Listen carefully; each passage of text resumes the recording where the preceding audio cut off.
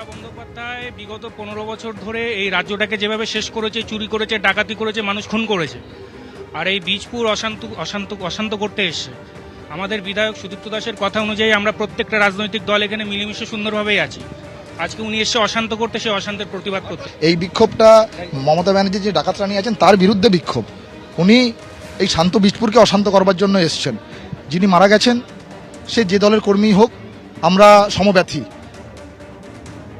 দেখতে পাচ্ছেন যে ঘটনা ঘটেছে, এমনকি এই অভিযোগ পর্যন্ত প্রাক্তন মুখ্যমন্ত্রী করছেন যে এই মৃতের পরিবারকে ভয় পর্যন্ত দেখানো হয়েছে, যেভাবে গুন্ডামি হয়েছে তার পেছনে বিজেপি রয়েছে বলে অভিযোগ করেছেন প্রাক্তন মুখ্যমন্ত্রী মমতা বন্দ্যোপাধ্যায়।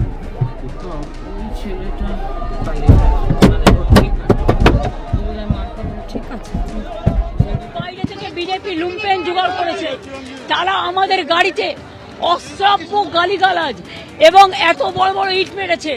আপনারা গাড়িটা দেখুন, পুরো গাড়িতে ইট মারতে মারতে আমাদের এসছি। আমরা তীব্র নিন্দা করছি, ধিক্কার জানাচ্ছি। তীব্র পিটিয়ে মেরা পুলিশ লকআপে ডেথ হবার পরেও তারা বাড়িতে এসে ভয় দেখাচ্ছে। কিন্তু আমরা আসবো বলেছিলাম, আমরা এসছি। নিরাপত্তা ভুলে যান, আমাদের গাড়িতে বড় বড় পাথর ছোড়া হয়েছে পুলিশের সামনে। বাইরের লুম্পেনরা এসছে, সমস্ত লুম্পেনদের পুলিশ জোগাড় করেছে নিজেদের ব্যর্থতা ঢাকার জন্য।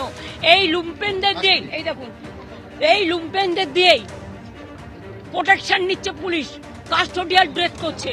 এই লুম্পেনরা বাংলা আজকে লুম্পেনদের হাতে চলে গেছে। মিনিমাম আমি যে একটা বাড়িতে দেখা করতে আসবো বলেছি, কালকেও কথা হয়েছে তার স্ত্রীর সাথে আমার দুবার, আজকেও কথা হয়েছে। কথা হবার পরেও এমএলএ নিজে এসে তার বউকে বলেছে আপনি ঘর থেকে বেরোবেন না।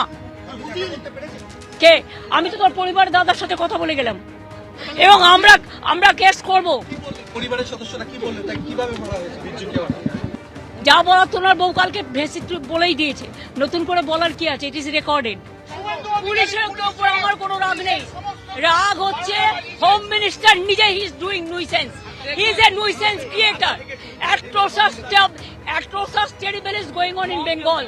Only the police have become the BJP card holders. বিজেপির বিরুদ্ধে যখন স্পষ্টত গুন্ডামির অভিযোগ করছেন মমতা বন্দ্যোপাধ্যায়, তখন পাল্টা শ্রমিক ভট্টাচার্য বলছেন যে মমতা বন্দ্যোপাধ্যায় অনেক অত্যাচার করেছেন, কিন্তু তার গাড়িতে পাথর ছোড়া, কাদা ছোড়া, ইট ছোড়া এটা বিজেপির সংস্কৃতি নয়, এটা তৃণমূলের সংস্কৃতি। কোনো রাজনৈতিক কর্মী কিংবা নেতাকে দেখে স্লোগান দিতে পারেন, এটা চলে। কিন্তু রাজ্যের প্রাক্তন মুখ্যমন্ত্রী একজন মহিলার গাড়ির ওপরে পাথর ছোড়া যে অভিযোগ তারা করছেন, কাদা ছোড়া বা জুতো ছোড়া, এগুলোকে বিজেপি সমর্থন করে না এবং দূর দূর পর্যন্ত বিজেপির কোনো কর্মী এর সঙ্গে যুক্ত নন।